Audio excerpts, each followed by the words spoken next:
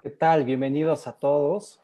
Gracias por estar nuevamente presentes en este webinario de todos los lunes a las 5 de la tarde. El día de hoy estamos muy contentos porque estamos revisando un tema súper especial y naturalmente también con un invitado también muy especial.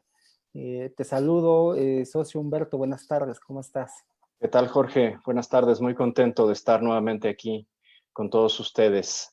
Gracias por seguir esta transmisión todos los lunes a las 5 de la tarde. Muchas Jorge, gracias, Humberto. Pues el día de hoy vamos a hablar de cómo se tiene que liderar la construcción de la esperanza para el retorno al trabajo.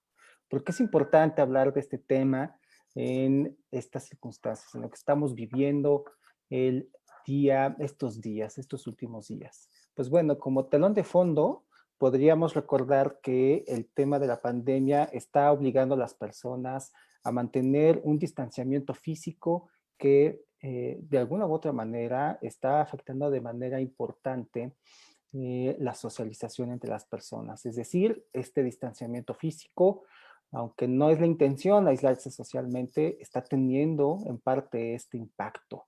Este, Celebraciones, eventos, el simple trabajo cotidiano, el contacto entre las personas en los centros de trabajo se está viendo afectado.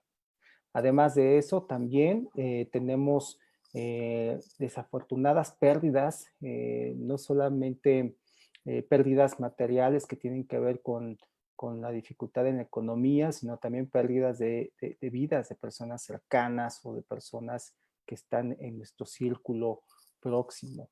Estos eventos, además de la necesidad del distanciamiento físico, nos están obligando a tener estos procesos que naturalmente se dan en compañía de los demás, los procesos de duelo, los estamos llevando de manera aislada.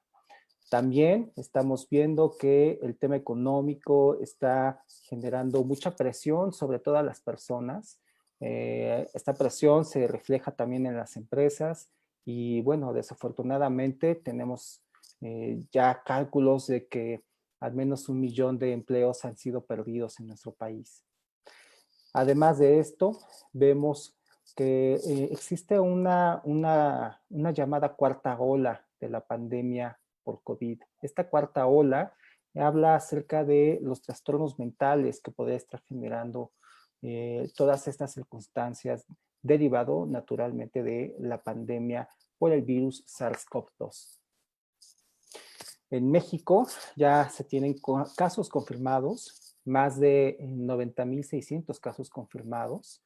Y del viernes al día de hoy incrementaron también de manera importante en varios miles estos casos confirmados en el país y desafortunadamente se han registrado más de 9,900 decesos en todo el país.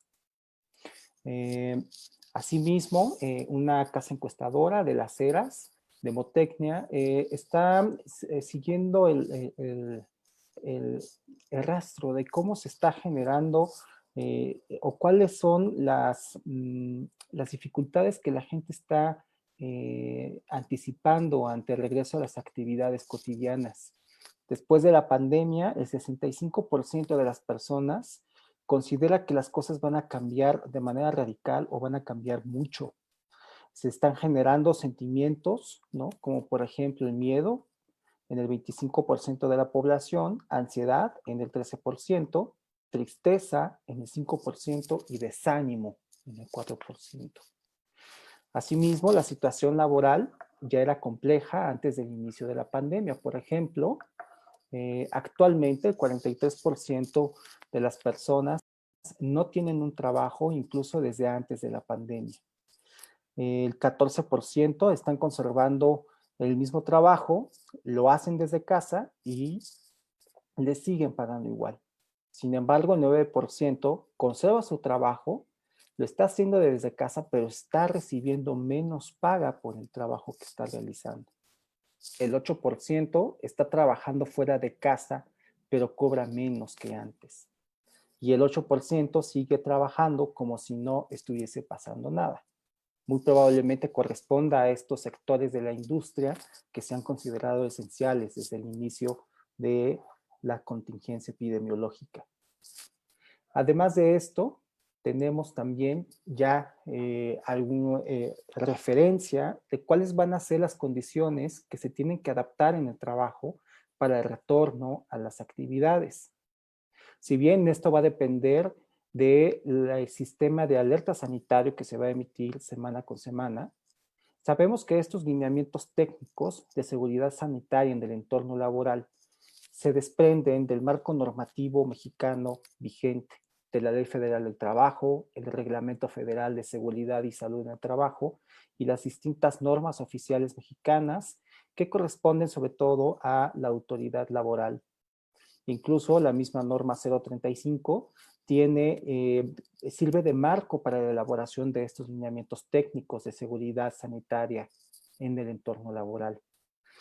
La intención es que cada centro de trabajo elabore su protocolo de seguridad sanitaria. Como pueden ver, la responsabilidad de los centros de trabajo actualmente es más elevada.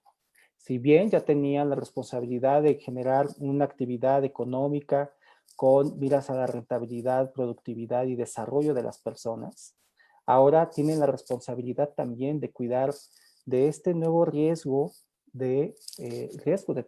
o factor de riesgo de trabajo finalmente.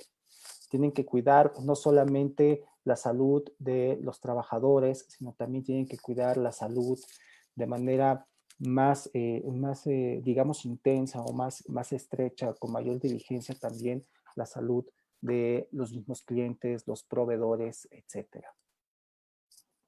Junto con esto también tenemos, ¿no? La nueva, lo que se ha llamado por parte de la administración actual, justamente el tema de la responsabilidad y el nuevo modelo de la inspección laboral. Quiero enfatizar que este nuevo modelo lo que está realizando o lo que está final proponiendo es que los centros de trabajo adquieran mayor protagonismo en cuanto a el cuidado de las personas, en cuanto al cuidado de la seguridad de los trabajadores y de la promoción de su salud. La misma norma 035, que por cierto entra en vigor en el 100% de sus numerales el 23 de octubre de este año, hace énfasis en que se debe tener un programa de seguridad y salud. Y este programa de seguridad y salud es una gestión proactiva de la propia empresa. Es decir, se está migrando desde un enfoque, digamos, fiscalizador, por así decirlo, a un enfoque de la autogestión. Este nuevo modelo de inspección implica que se harán aproximadamente el mismo número de inspecciones, alrededor de 50,000. Sin embargo, se van a hacer menos visitas de inspección. Quiere decir que la selección del centro de trabajo a visitar va a ser a través de un sistema más sofisticado en el cual se va a tener que realizar la visita con una mayor probabilidad de llevarse a cabo una inspección. Entonces, lo que se propone es que con el 50% menos de visitas de inspección, se lleven a cabo el mismo número de inspecciones que se realizaban en la administración anterior. Ahora, lo que también se está proponiendo es que los mecanismos alternos a la inspección sean o se promuevan cada vez más. Y esto implica que habrá una verificación laboral voluntaria, en la cual nuevamente se enfatiza la responsabilidad de las empresas para que de manera autónoma vigilen de manera interna cómo está el cumplimiento normativo en cuanto a la seguridad y la salud de los trabajadores.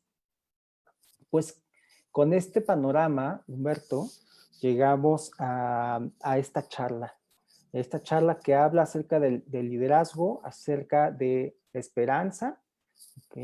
Y un entorno o un telón de fondo que no es para nada, digamos, fácil de siquiera de contemplar.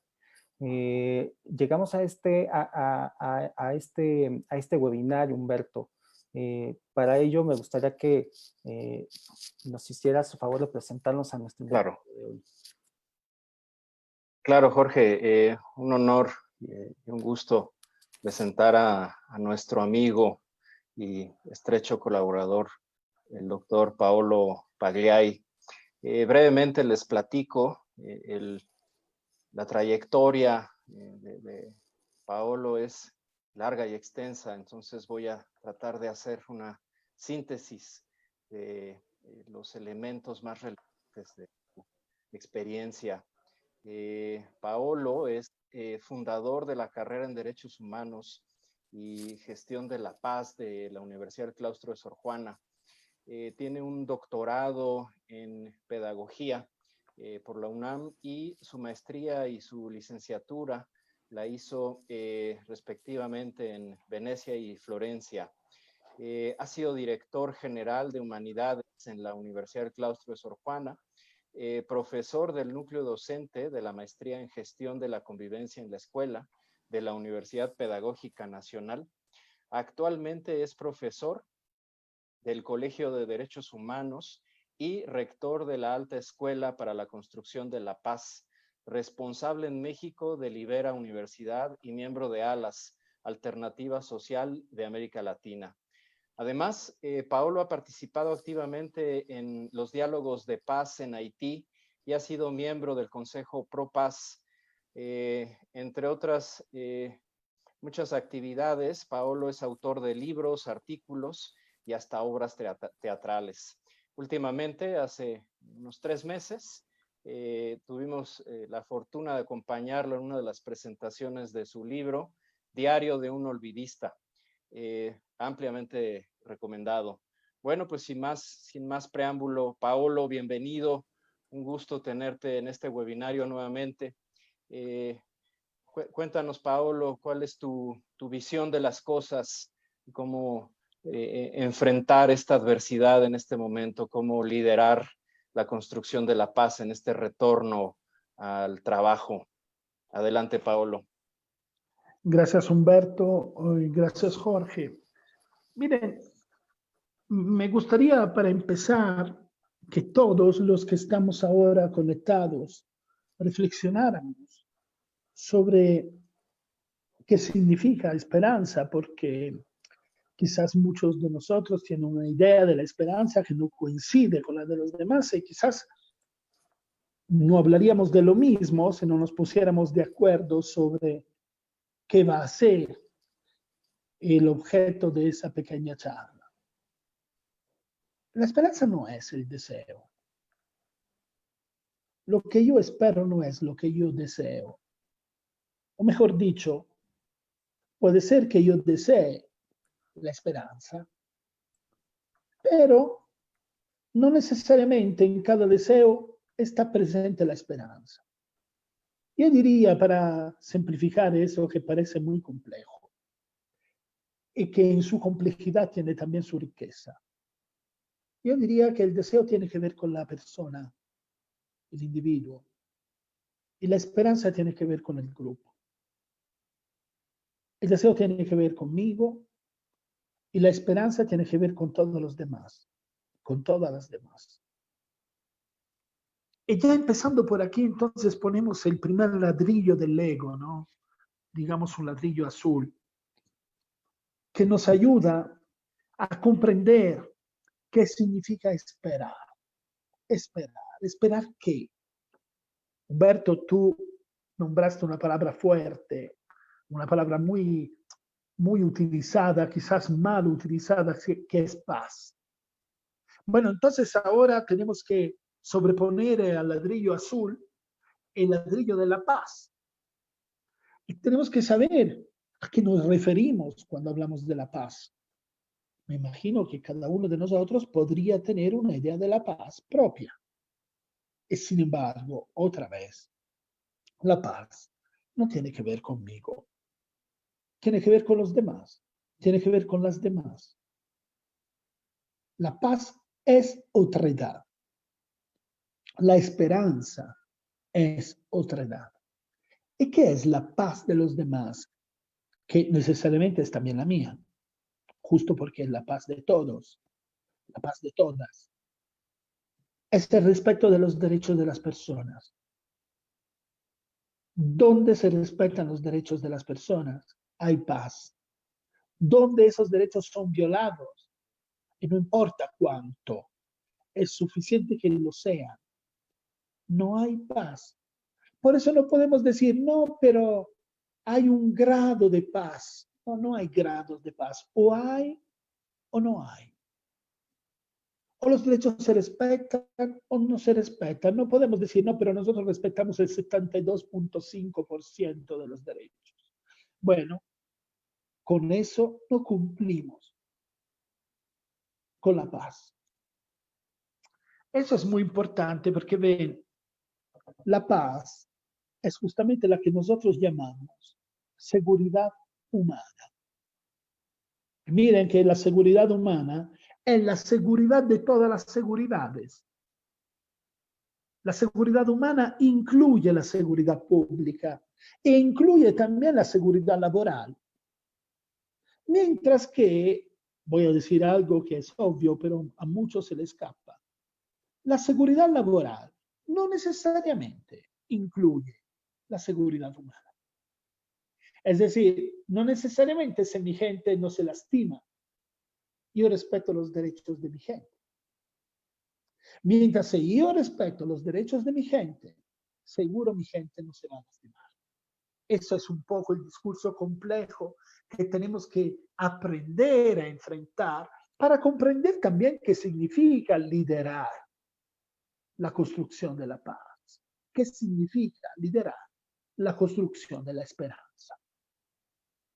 Yo no sé, los que están ahora conectados en nuestro webinar, qué hacen exactamente de trabajo, cuál es su papel en esta sociedad, cuál es su rol, cuál es su función, cuál es su servicio. Y miren que cada una de esas palabras que utilicé, papel, rol, función, servicio, no es sinónimo de las demás. Yo no sé qué hacen ustedes, pero todos deben de tener en mente algo cuando piensan en el liderazgo. ¿Quién es el líder? El líder es el que manda. Me dijo un día una colaboradora, el líder es el que manda, es el que imparte órdenes, es el que toma las decisiones. Sí y no. El líder es el que escucha a los demás para aprender a tomar decisiones de manera correcta. Es el que al final del proceso decide, porque es él que tiene que tomar la responsabilidad de lo que se hace. Entonces, la palabra clave para entender al liderazgo es responsabilidad. Es decir, la capacidad de responder por lo que se decide. El verdadero líder no es uno que manda indiscriminadamente, sino uno que responde siempre por todo lo que se hace en su grupo de trabajo, por todo lo que se hace en su empresa. Vamos, si alguien que trabaja en mi empresa se equivoca, ¿quién tiene que responder ante el mundo? Yo, que soy el líder. No voy a exponer ese personaje, no voy a exponer a ese hombre, esa mujer, diciendo la culpa es suya, porque la culpa no es de ninguna manera el sinónimo de la responsabilidad. Vaya palabra, Paolo, ¿no? La palabra de responsabilidad. Y ciertamente en el tema laboral, ¿no? La responsabilidad pues es uno de los temas que más, digamos que más polémica podría generar, ¿no? Ahí me llama la atención cómo mencionas que la seguridad en el trabajo, ¿a qué contribuye? Y pareciera que contribuye a algo bastante importante, lo que tú mencionas, como la seguridad humana. Y esto me recuerda también pensar qué es el trabajo y para qué es el trabajo. Bueno, si hablamos en antecedentes históricos, ¿no? En el mismo Tratado de Versalles se consideraba al trabajo digno y decente como un contribuyente o un medio para garantizar la paz mundial. Claro. Y aparte de eso, ¿no? Mencionamos al inicio que justamente el marco normativo está migrando más hacia la responsabilidad interna, ¿no? Que podrá resultar como un pleonasmo, ¿no? Que con base en lo que tú mencionas, pues la responsabilidad es justamente eso, o sea, responder por lo que se tiene que responder, pero aquí me suena, o yo tengo una pregunta, ¿cómo podemos migrar de esta visión que podría ser un poco pesada, ¿no? O sea, la responsabilidad en muchas ocasiones se vive o se experimenta como algo pesado, como un lastre, ¿no? ¿Cuáles podrían ser las estrategias para no atorarnos en eso, en la cuestión de la responsabilidad, en lo que no queremos voltear a ver, que sea pesada, que sea un lastre, que nos quita tiempo, que nos quite energías? ¿Qué podríamos hacer al respecto, Paolo? Justamente esa solución pasa por la construcción de un liderazgo moral adentro de una estructura. Es decir, los líderes pueden ser jerárquicos y, por supuesto, autoritarios. No estoy utilizando autoritario de una forma negativa, sino estoy diciendo que su autoridad deriva solo y exclusivamente de la jerarquía. Soy el jefe y mando. Y por supuesto, cuando el jefe manda responder por lo que pasa dentro de un grupo, es extremadamente pesado, porque es un solo hombre, una sola mujer en el mando. Mientras el liderazgo moral es el liderazgo reconocido por el grupo más allá de la jerarquía. Y por supuesto, estamos hablando de un liderazgo que se construye con el tiempo, sobre la marcha, demostrando a todos los demás que tú no eres el jefe, sino el compañero de viaje experto, el que sabe por dónde ir, el que es capaz de escuchar las voces de los demás para corregir la ruta. Normalmente el líder moral es uno que conoce perfectamente el sendero, sabe dónde hay peligros, sabe dónde hay riesgos, sabe dónde está la barranca escondida, donde se podrían caer los demás, y guía el grupo a través de ese camino lleno de riesgos, de peligros, posibilidades de errores. Con el tiempo el grupo confía en ese líder y ese líder no es el líder porque la jerarquía lo dice, sino porque el sentir de cada uno, de cada una de los integrantes de ese grupo le reconoce ese liderazgo. En el momento que hay que responder, la respuesta pesa menos porque está amparada por decenas, cientos de personas que te cobijan con su confianza. Esa es la gran diferencia que a veces los empresarios, a veces los directores de escuelas, de universidades, los rectores, todos los que tienen una responsabilidad jerárquica muy alta, a veces olvidan. Y entonces de repente sufren de algo terrible que muchos ni confiesan, que es la soledad. La soledad frente a la decisión. la soledad frente a la responsabilidad. La responsabilidad en gran medida se puede compartir. Por ejemplo, se puede compartir la responsabilidad de la seguridad laboral. Porque todos nosotros sabemos que no es suficiente dar al obrero un casco para que el obrero se lo ponga.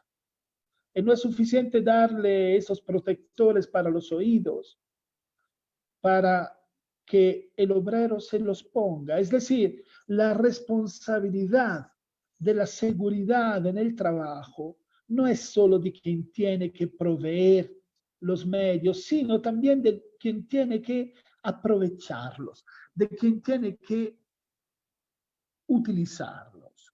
Ahora, pero es evidente que el así dicho jefe, lo pongo entre 2000 comillas, tiene una responsabilidad más de los demás porque tienes que convencerlos, tienes que capacitarlos, tienes que formarlos para que comprendan la importancia de ponerse el casco, la importancia de ponerse los protectores para los oídos. Y subrayo la palabra comprender, porque aquí no se trata de entender, se trata de comprender. Entender significaría que yo digo que tienes que ponerte el casco, que yo digo que tienes que desinfectarte las manos, y tú hablas otra lengua y no me entiendes. Claro. Comprender significa algo más que entender, significa un conjunto de factores que te llevan a comprender que esa cosa es parte de ti y procede de ti, no procede del jefe. Procede de ti porque es necesaria, porque es útil, en una palabra, porque es justa. Discúlpame, Humberto. Sí, no te preocupes, Pablo. Entiendo que es como comprender el sentido, el para qué. Y eso es algo que el líder tiene la responsabilidad de transmitir en este contexto, ¿no? ¿Es así, Pablo? Es así, exacto. Es que a veces pensamos que nuestra responsabilidad se reduce a impartir órdenes, a firmar circulares, ¿sí? Y no es eso. Más allá de eso, que es la punta del iceberg, nosotros tenemos que trabajar en dos elementos fundamentales adentro de cualquier estructura, incluyendo la estructura empresarial.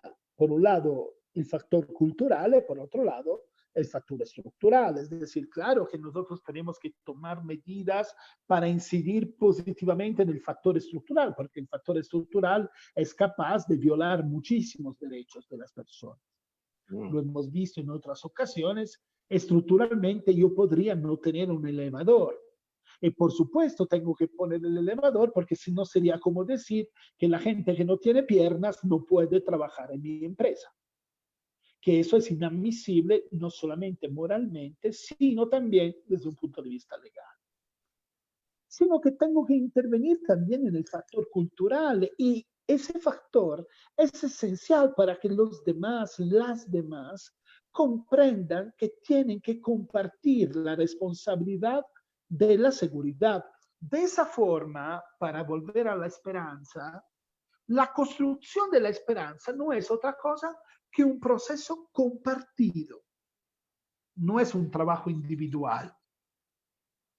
No es un trabajo que se desarrolla en plena soledad, sino es un trabajo que se desarrolla solo y exclusivamente con las y los demás, junto a ellas. Porque si no lo hacemos así, no estamos construyendo la esperanza, estamos satisfaciendo un deseo, que a veces no es tampoco el deseo de nosotros, sino el deseo expresado por una ley que dice que hay que hacerlo. Y nosotros tampoco entendemos bien el sentido. Lo cual implica un proceso participativo. Sí. Entonces, es en gerundio. La paz y la esperanza se construyen momento a momento. Claro, es un proceso que no termina nunca. Nadie puede decir en ningún momento de la vida he terminado de construir la esperanza. Por eso se dice construyendo la esperanza, justo porque la esperanza es un proceso de construcción permanente. Cambian los actores, cambian las condiciones, cambian las situaciones, cambian las exigencias, cambian los riesgos, cambian los factores. Y entonces la esperanza cambia junto con ellos. Y nosotros tenemos que trabajar incansablemente, permanentemente en ese proceso de construcción, pero no solo, junto con todos y todas las demás, escuchándolos, escuchándolos y formándolos para que nos escuchen, porque también nosotros necesitamos que los demás, las demás nos escuchen. Solo a través de una escucha recíproca podemos esperar de construir la esperanza. Me viene a la mente, Paolo y Humberto, me viene a la mente el tema de la violencia. Se mencionaba que en un entorno en el cual se respetan los derechos de todos es cuando prevalece la paz. Desde un enfoque organizacional, Humberto, Paolo, la violencia que ocurre en las organizaciones y en los centros de trabajo, cuando es emitida por integrantes en la propia organización, se ha comprobado que está relacionado o vinculado con otros factores de riesgo psicosocial, como por ejemplo la percepción de injusticia, la sobrecarga de trabajo, también las inadecuadas condiciones de trabajo, el no participar en establecer esas condiciones de trabajo, tener una muy baja autonomía en cuanto a la decisión o la toma de decisiones, o el control que yo pudiera tener sobre cómo hago mi trabajo, con qué velocidad, con qué herramientas, con qué técnica. Ese bajo control también podría estar relacionado con la violencia. O quizás también en otras organizaciones lo que prevalece es una comunicación inadecuada. ¿Cómo está vinculada, Paolo, la violencia, ¿no? La expresión de la violencia, cómo está vinculada con este tema de la esperanza? ¿Será que la violencia podría ser un indicador de que no se está construyendo de manera adecuada la esperanza y por lo tanto también no podríamos hablar de una paz, ¿no? De un entorno con paz, dado que existen este tipo de conductas? Donde hay violencia no hay paz. Entonces, trabajar para la paz, es decir, trabajar construyendo la esperanza de la paz, significa esencialmente trabajar en la violencia. Y ser capaces de identificar la violencia antes que nada en el mundo donde nos movemos, en nuestra empresa. Y por supuesto, tú mencionaste la palabra comunicación, es una palabra otra vez muy utilizada, a veces sin un sentido. La comunicación es fundamental. La comunicación es fundamental porque en el centro del discurso no esté solo y exclusivamente el interés económico, sino en el centro del discurso no deje de estar nunca la persona humana. Puede parecer increíble si algún empresario en este momento nos está escuchando, pero si tú eres capaz de mantener la persona humana en el centro del discurso, tú vas a ganar más, no vas a ganar menos. Y vas a ser mejor persona. Porque esas son cosas que sí pueden ir juntas. Y la gente cree prejuicialmente que están una en contra de la otra. Paolo. No es así. Sí, Humberto, dime. Y ahorita escuchándote, también viene a mi mente la reflexión de los costos asociados a la violencia laboral y su falta de atención, ¿no? Que está muy bien documentada. No solamente hay un costo directo en la reducción de la productividad, sino también en el tema de la salud, ¿no? Está bien documentado que cuando la violencia laboral no se gestiona, ni se previene, ni se construye la paz dentro de las organizaciones, entonces la gente se ausenta y el presentismo incrementa ¿no? La sesión anterior mencionábamos cómo la depresión tiene un impacto importante sobre las personas que se encuentran en posiciones de liderazgo, ¿no? Y que en muchas ocasiones van a trabajar incluso sintiéndose ansiosos o deprimidos, lo cual tiene un impacto brutal sobre los costos organizacionales.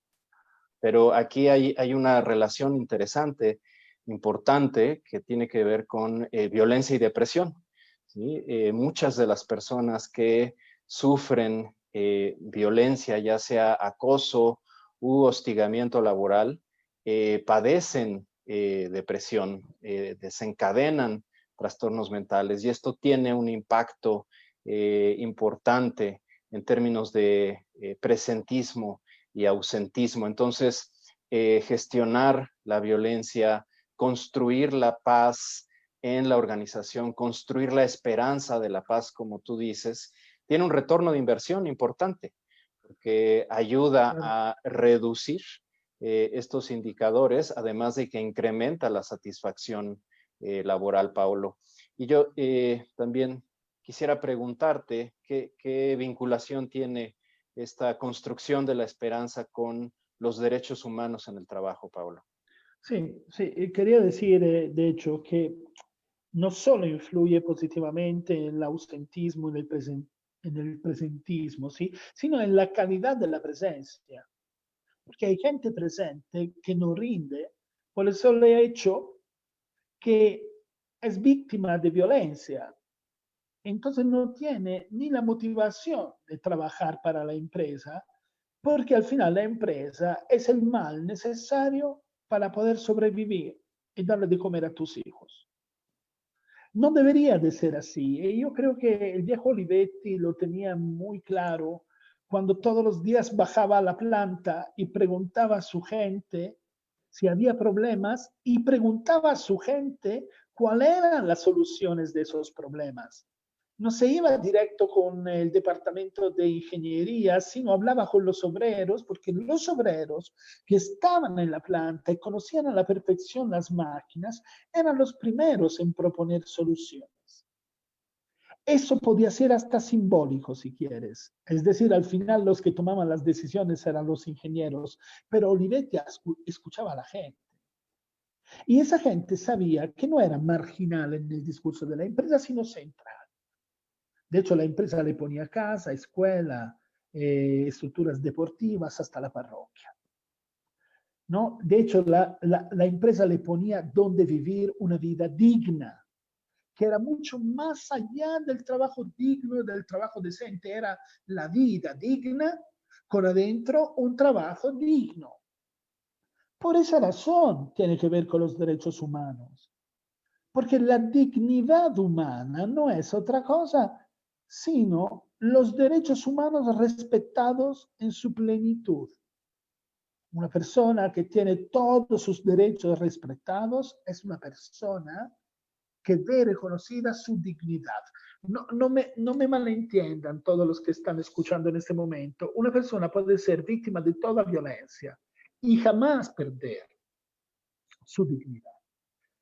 La persona humana puede llegar hasta la peor degradación y sigue siendo humana. Es decir, la dignidad no se pierde nunca. Pero sí, los demás pueden negarnos nuestra dignidad, los demás pueden violarla, los demás pueden ningunearla, y eso es lo que un líder tiene que procurar no hacer, sino al contrario, debe siempre preocuparse antes que nada de la dignidad de su gente, que al final de cuentas no es otra cosa sino su propia dignidad. Porque para ser un líder digno, tienes que ser una persona que se preocupa de la dignidad de los y las demás. La dignidad son los derechos humanos. Son los derechos humanos. Entonces, por supuesto, lo que tenemos que cultivar dentro de nuestra empresa son los derechos humanos. Y adentro de los derechos humanos, que no significa otra cosa sino querer profundamente a la gente, quererla en serio, viene toda la seguridad laboral con sus medidas. voy yo a exponer una persona que quiero a un riesgo. No. Y no lo voy a hacer no porque lo dice la ley, no porque lo dice la norma, sino porque lo quiero. Y esa es la verdadera revolución copernicana del liderazgo en la construcción de paz. Eres tan líder de la construcción de paz que la construirías también si la ley no lo dijera. Porque no se necesita ley, no se necesita norma para hacer el bien de los demás. Las leyes y las normas existen justo porque hay una tendencia a no hacerlo, porque hay una tendencia a no querer al otro, a Nos no diste, escucharlo. claro, nos diste una pista muy importante, Paolo, y quizá me gustaría como profundizar en estas pistas que nos acabas de dar. Esto nos lo pregunta Lilia Saunders. Dice, ¿qué acciones ayudan a construir la esperanza? O sea, y hace referencia a qué actividades cotidianas son las que podrían, ¿no?, ayudar a construir esta esperanza. Lo que estoy tratando de hacer es cómo vinculamos lo que tú mencionas, que es poner en el centro del discurso a la persona. Okay. ¿Cómo lo vinculamos con las actividades cotidianas? ¿Cuáles son esas actividades cotidianas que pueden ayudar a que se construya la esperanza en las empresas? Yo podría preguntar a todos, ¿qué hacen ustedes para querer a los demás todos los días? ¿No? Eso es un poco lo que tenemos que hacer. Me gustaría decir que la palabra clave, por ejemplo, para construir diariamente la esperanza es inclusión, es incluir al otro. Incluirlo significa, por supuesto, escucharlo. Saben que cuando digo escucharlo, me refiero a la señora que preguntó eso, pero sí, también a todos los demás.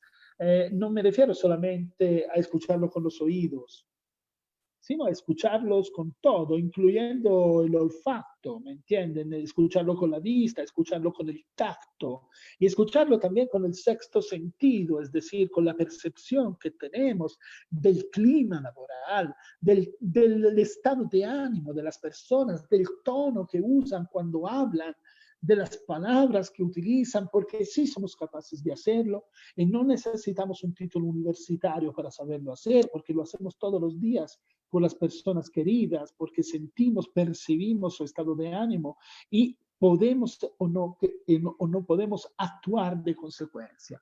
Creo que la inclusión es un tema muy complejo dentro de una empresa, pero hay que sentarse con la gente.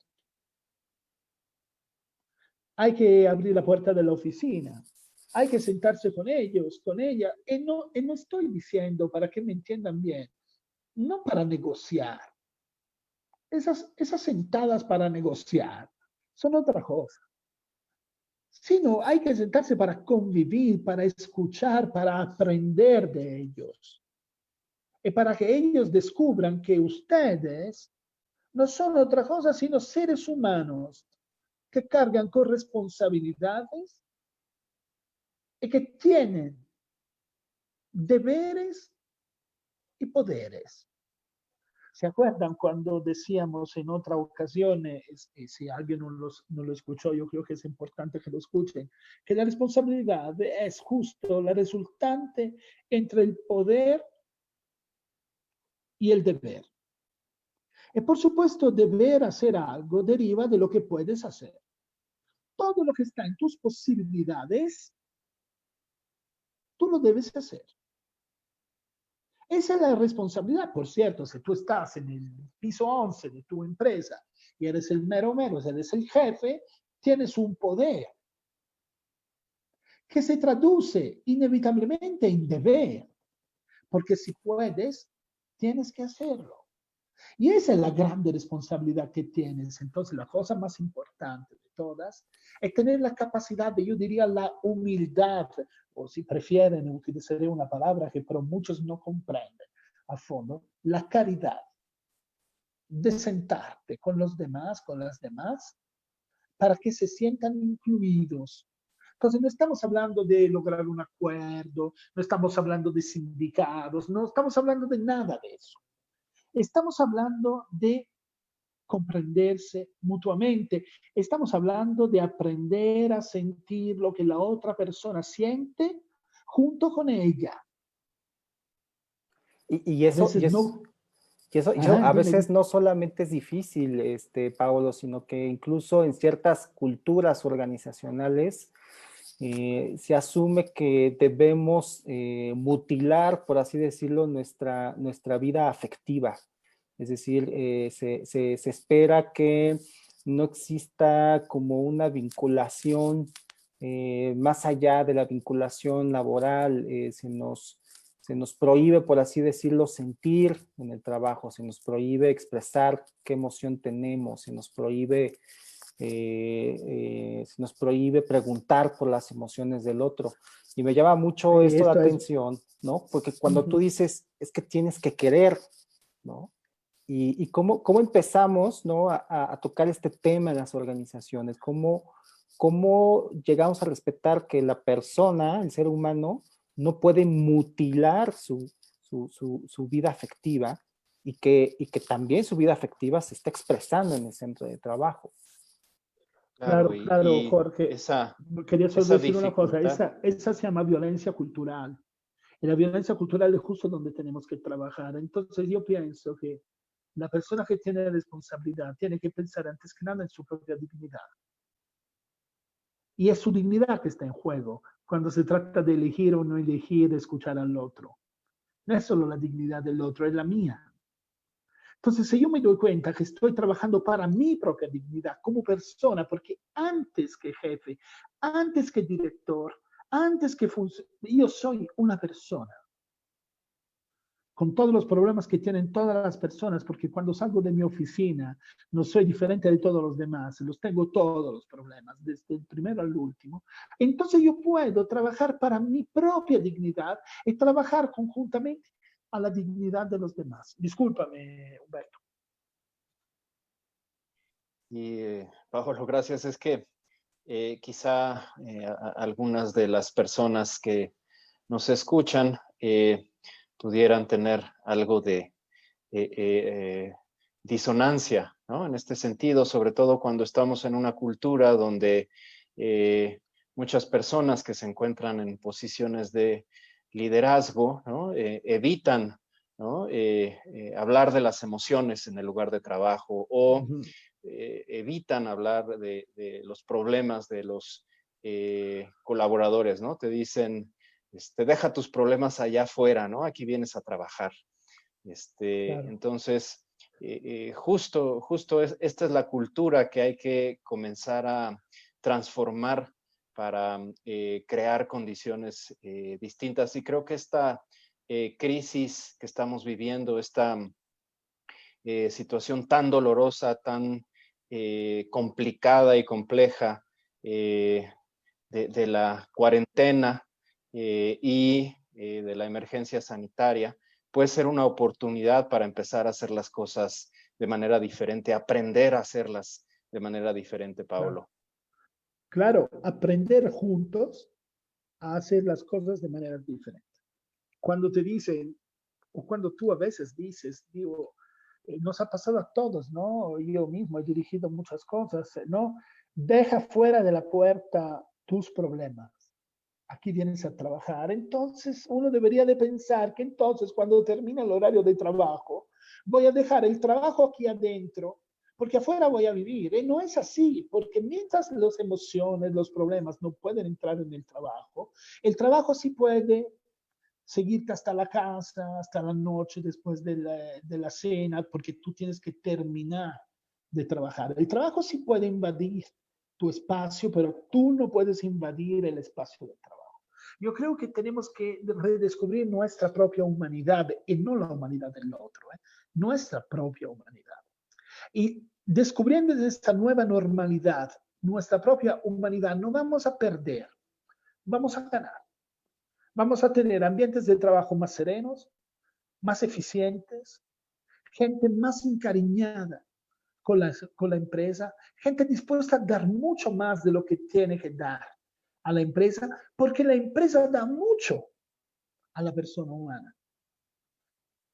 Y eso es lo que se tiene que descubrir junto con los demás, con esa palabra que a veces se utilizo y ahí también muchos no comprenden a la primera, que es compasión. Necesitamos mucha compasión para trabajar juntos. Y necesitamos mucha compasión para liderar un proceso, cualquier proceso, no solo el proceso de construcción de la esperanza. Cierto es que la esperanza no la puedo construir si no soy una persona compasiva, que no significa tener la pena ajena, no significa decir pobrecito, ahora te voy a ayudar, te voy a hacer un préstamo, te voy a regalar una quincena. No, eso no tiene nada que ver. La compasión es ser capaz de sentir lo que el otro siente verdaderamente junto con él. Eso es lo único que es la compasión. Entonces te permite actuar de consecuencia. En el momento que tú actúas de manera compasiva, ya estás construyendo la esperanza. Y estás construyendo antes que nada la esperanza del otro. Por esa razón se trata ahora de sentarnos a aprender a escucharnos, sentarnos a aprender a construir la esperanza, a aprender qué es verdaderamente la esperanza. Hay que sentarnos a aprender a ser creativos, porque frente a un problema no hay una sola forma de solucionarlo. Y normalmente es una forma violenta que siempre viola los derechos de alguien, sino hay una forma que puede satisfacer todos los derechos justo porque deriva de la reflexión compartida, colaborativa, de todos los actores involucrados en ese ámbito, en ese problema.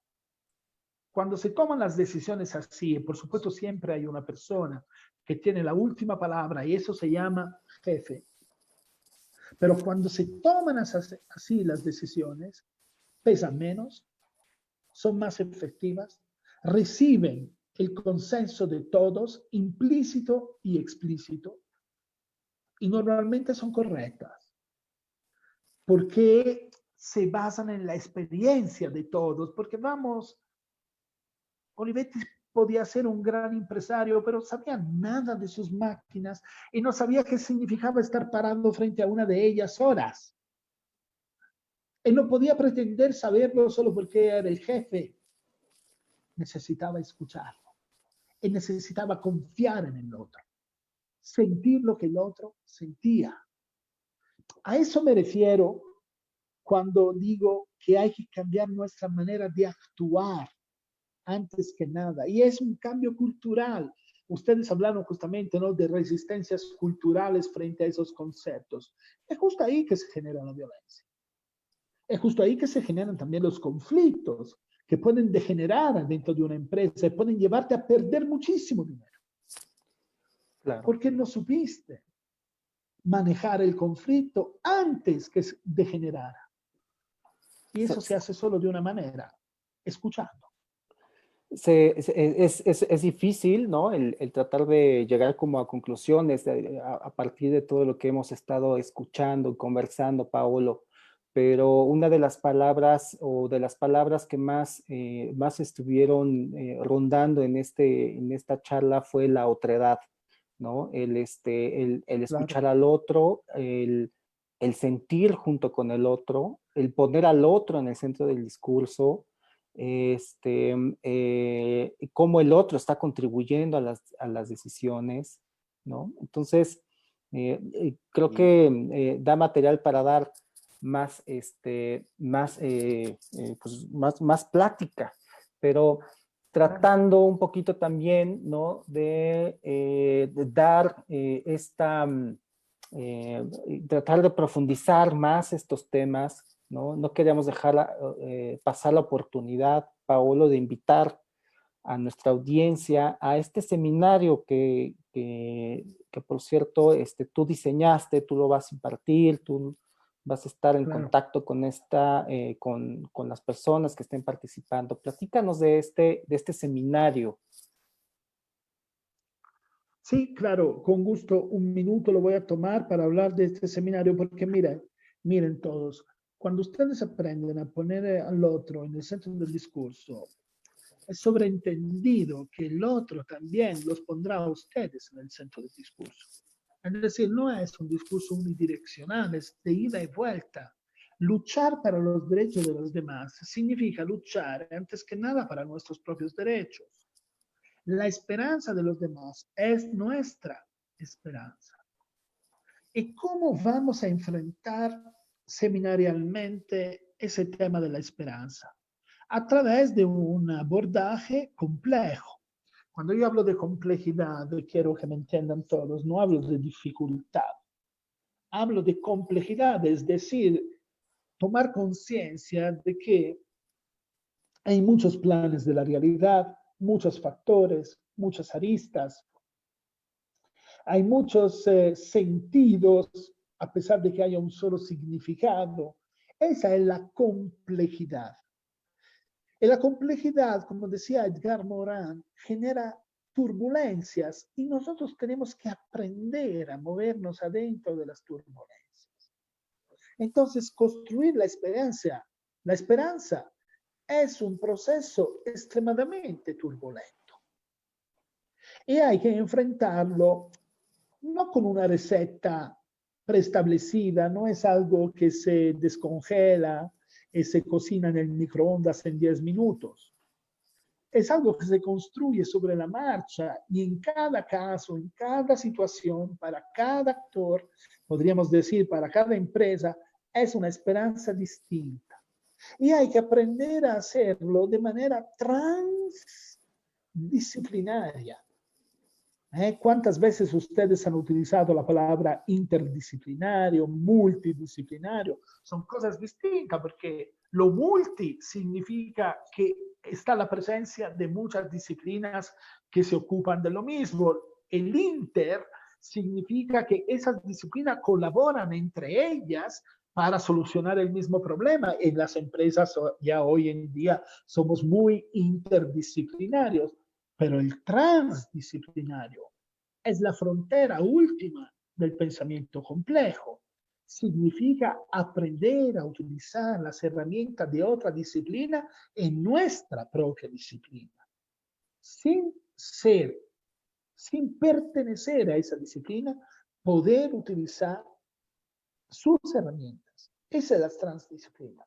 Por eso en este seminario utilizaremos la literatura, el arte, la música, utilizaremos ideas muy vanguardistas como Aristóteles en la fábrica, la filosofía aplicada a la empresa. Vamos, tenemos que abrir nuestros horizontes, descubrir lo transdisciplinario para poder navegar a través de las turbulencias de la realidad compleja. Esa es un poco la idea del curso, del seminario, y creo que más que un curso, utilicé la palabra equivocada quizás, se trata de una oportunidad para construir conocimiento juntos. Es decir, investigación, acción. Que los mismos empresarios, los mismos directivos que trabajen en este seminario aprendan en la práctica cómo tienen que trabajar en su propia empresa. Esa es la idea. Excelente. Pues Paolo, te agradezco muchísimo la oportunidad de conversar con nuestra audiencia. Estoy seguro que fue muy provechosa y con mucha satisfacción para los que nos están escuchando, y en lo personal así fue. Agradecemos tu disposición, los invitamos a nuestra audiencia a que se inscriban a este seminario. Los informes están en este correo, contacto@adnwellbeing.com y en adnwellbeing@gmail.com. Muchas gracias, Paolo. Humberto, te dejo la palabra para cerrar con esta transmisión. Gracias, Jorge. Paolo, como siempre, una delicia escucharte. Un momento interesante y te agradezco mucho que compartas con nosotros tus conocimientos y tu sabiduría.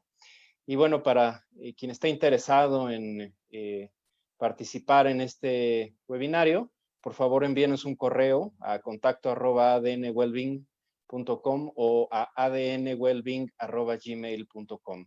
Y bueno, pues Paolo, esperamos contar con tu presencia muy pronto, quizá para abordar temas relacionados con los derechos humanos en el trabajo y la salud mental y con la gestión de los factores psicosociales en el trabajo. Esperamos tenerte pronto de vuelta, Paolo. Muchas gracias por tu participación. Y bueno, Cuenten amigos, conmigo.